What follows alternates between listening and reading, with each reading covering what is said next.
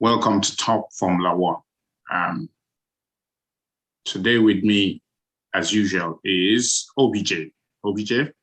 Hi, welcome everyone. Good to have you here with us, and we've had hopefully a restful break and with lots of activity with people skiing and doing somersaults in different places. Max and Lewis, that is. Over to you, David. Well, is there anything to talk about? Because this is the race that really wasn't, as far as I'm concerned. But I guess OBJ can kick it off with quali. Yeah, qualifying, the highlight really was free practice 2 for me when Max Verstappen overcooked it and lost his car and smashed into the walls. Nobody was there that forced that error. I think the truth is said, he overcooks it sometimes. He carries way too much speed into corners. And if he keeps doing that, we should expect to see more crash. And then, of course, Lando Norris, his crash, George Russell, amazing display. Well done to George. I think the key thing now is that the field is almost like a level playing field now. And all the cars are putting in a real show. So well done to all the teams. Over to you, Dave. Well, what can I say? You also forgot to mention the fact that Sergio Perez also crashed his car, and the Red Bull team did a fantastic job getting that car built up, on the track. But what can I say? Anyhow, to the final points of a race that wasn't a race. In my personal opinion, I think it was a commercial decision to run that race so that there'd be no refunds. But what can I say? I felt, they could have waited a little longer for the rain to have subsided a bit and then attempt to run that race. But I stand to be corrected, and I should be forgiven if I'm getting it wrong. I just think it was a commercial decision so that refunds wouldn't be due. Big shame, if you ask me, my own personal opinion. What do you think? I mean, you don't need to apologize for that. The only people that would not align with that thinking are people that would choose to bury their heads in the sand. Now, the forecast didn't say the rain was going to be going away. In fact, it was raining even harder.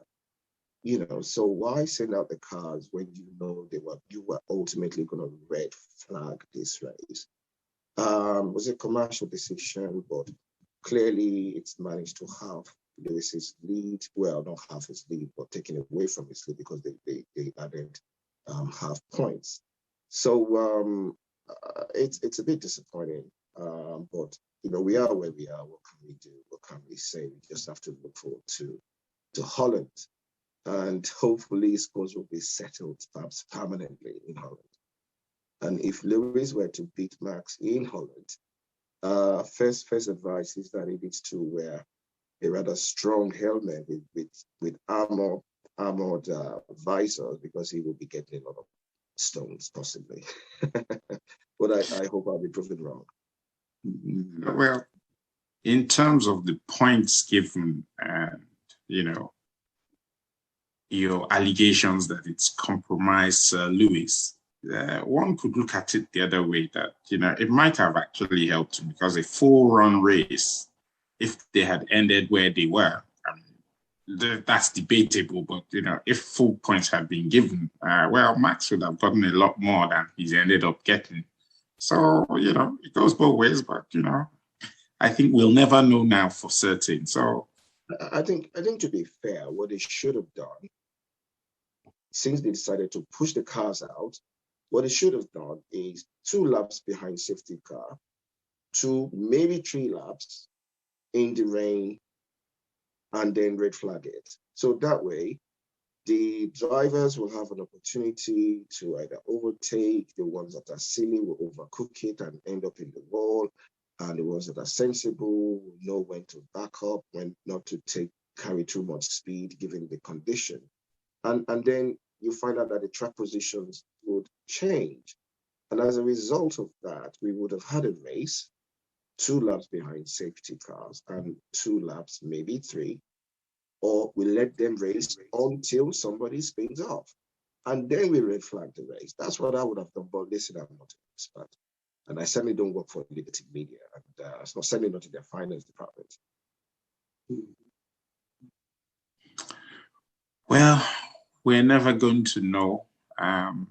History has been made the shortest race that was or wasn't. But let's look forward to Holland in a week's time. I guess it will be one to watch out for. Anyhow, folks, whatever you do, let's have your comments. Keep it locked here on Talk Formula One, and let's talk Formula One. Until next week, it's bye from me, Dele. OBJ? Yeah, same here. Good to have you with us. Stay locked, Formula One. Let's talk Formula One. Let's keep safe.